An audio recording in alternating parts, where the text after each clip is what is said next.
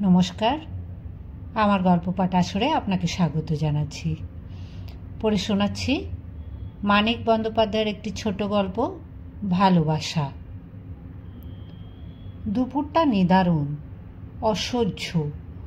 মন কেমন করার চোটে শরীরটাও অস্থির অস্থির করে মালতীর। একটা অবাস্তব গর্ব, পরস্মৈপদী অহংকার শুধু আঁকড়ে থাকে যে পরের জন্য মন কেমন করার নামই ভালোবাসা। বিপিনের জন্য কি কেমনটাই করে তার মন। মনে হয় ভালোবাসতে পারার ক্ষমতার তার শেষ নেই, তুলনাও নেই। জগৎকে ডেকে বলতে ইচ্ছে হয়, আমার দিকে চেয়ে দেখো, এমন ভালোবাসা দেখেছ কখনো? এমন ভালো কখনো বেসেছ? দেখবে কোথায়, বাসবে কাকে? বিপিন তার স্বামী, এই যা।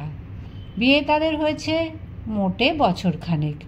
লোকে শুনলে মুচকে হাসবে, ভাববে যে তাই বলো, বাপের কিনে দেওয়া বরটি এখনো আনকোড়া। কেউ মানবে না যে তার ভালোবাসা এমন একটা বিশেষ কিছু। তার মন কেমন করার পরিমাণটা কে জানবে? অনেকের মধ্যে দিন কাটে, ঘরে এবং বাইরেও। তবু মালতীর একেবারে একা হয়ে থাকার মারাত্মক অনুভূতি ঘোচে না। তারই ভালোবাসার অসাধারণত্বে তার হৃদয়ে মন যেন অস্পৃশ্য হয়ে গেছে। জগতের জমজমার জীবনের বিপুল আলোড়নের ছোঁয়াচ পায় না। বিপিনের কাছ থেকেও, বুকের সঙ্গে লেগে থেকেও তার যে হৃদয়টি অপূর্ণতা, অনাশ্বাসের ব্যথায় টনটনিয়ে থাকে, নিজের সেই হৃদয়টির জন্য তার এমনই মমতা যে অন্য হৃদয়গুলির ব্যথা বেদনা থেকে সেটাকে সে সর্বদা সযত্নে বাঁচিয়ে চলে। পাশের বাড়ির বউ চিন্তিত মুখখানা কাতরতায় থমথম করছে। সাজা পানটি মুখে তুলতে ভুলে গিয়ে ধরে আছে হাতে। প্রাণ হাতে যাওয়া, প্রাণ হাতে ফেরা। দুকুরটা কাটে না ভাই, শুধু দুকুরটা কাটে না, তাতেই এত। মালতীর শুধু দুপুর নয়, বুকের ধুকধুকানির কখনো তার বিরাম নেই। বাড়ি ফিরলেও কি শান্তি আছে? আজকের মতো নয় নিশ্চিন্ত। কাল তো আবার যেতে হবে, ফিরতে হবে। সব সময় মনটা আকুলি বিকুলি করে মালতীর। দুপুর গমগম করে অভিশপ্ত স্তব্ধতায়। তার মধ্যে হঠাৎ ভেসে আসে মরণাহত উন্মত্ত শহরের হিংস্র আস্ফালন, আত্মনাশা আর্তনাদের কলরব। ঘরেই কি স্বস্তি আছে? কখন কি হয়, কখন কি হয়? এ বস্তিতে আগুন, ও বস্তিতে আগুন, এ পাড়ায় হানা, ও পাড়ায় হানা। বাপ রে, আমাদেরই মেয়েদেরই যত জ্বালা। ভয়েও মরি, ভাবনাতেও মরি।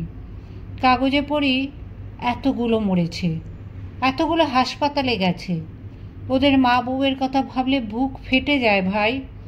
ঘোমটা দিক আর বোরখা পড়ুক, যে আবাগের সর্বনাশ হয়।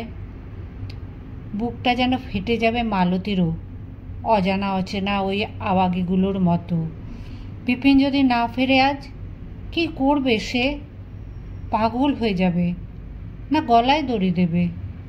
নিজেকে ওই আবাগীদের দলে কল্পনা করতে গিয়ে বিশ্ব সংসার তার চোখে মিথ্যা হয়ে যায়। না, আর সে সইবে না বিপিনের পাগলামি। এমনি কখন কি হয় ঠিক নেই। ওর আবার দাঙ্গা থামাবার কাজে মাথা গলানো চাই, শান্তি সেনায় যোগ দেওয়া চাই, ইচ্ছা করে বিপদে ঝাঁপ দেওয়া চাই। আজ বাড়ি ফিরুক, আর বেরোতে দেবে না, কাজে পর্যন্ত যেতে দেবে না, ছুটি নেওয়াবে। যায় তো যাবে কাজ। বিপিনকে ঘরের কোণে আটকে রাখবে, আড়াল করে রাখবে বুক দিয়ে।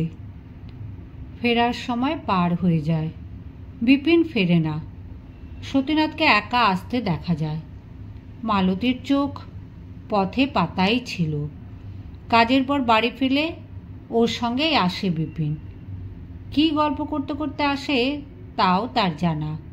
বিপিন তাকে একসময় শোনাবেই প্রতিদিন। সতীনাথ কি বলছিল জানো? বাইরের ধুলো পড়া রোয়াকে গিয়ে দাঁড়ায় মালতী। অদূরে গলির ওপাশে ছোট বস্তিটি আবর্জনা স্তূপ হয়ে আছে।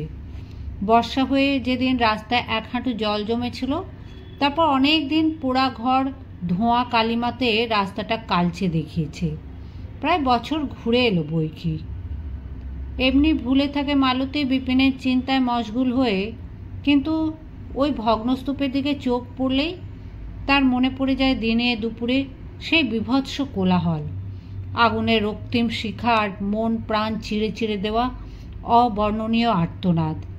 কেন তাকে দেখতে হয়েছিল সে দৃশ্য, শুনতে হয়েছিল সে আওয়াজ? জগতে কত সুন্দর দৃশ্য আছে, কত মধুর ধ্বনি আছে, সে সবও তো সে দেখতে চায়নি, শুনতে চায়নি।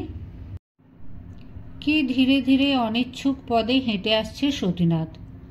তাকে রোয়াকে দেখেই মাথা নিচু করে চোখ পেতে রেখেছে পথে।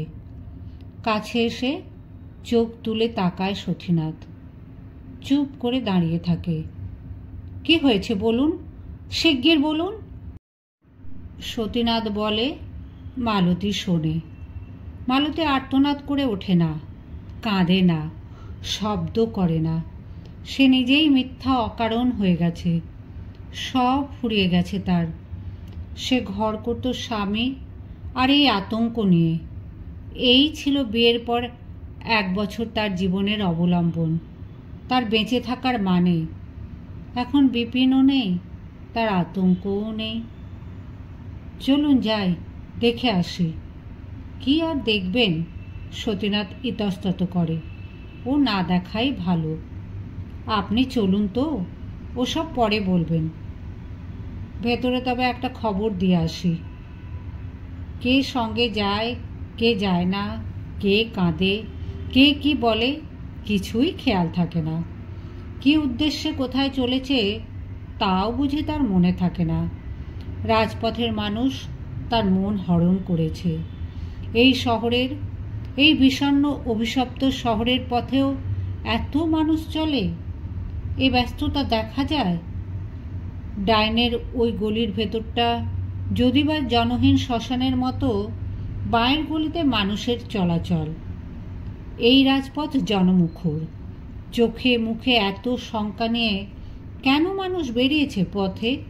কি এমন কাজ এদের যা করতেই হবে, যে জন্য বিপদকে মানতে পারছে না, প্রাণের ভয়কে অগ্রাহ্য করছে? এদের ঘরে যে আবাগীরা আছে।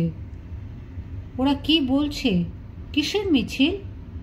কে যেন জবাব দেয়, ওরা দাঙ্গা করতে মানা করেছে, শান্তি প্রচারে বেরিয়েছে।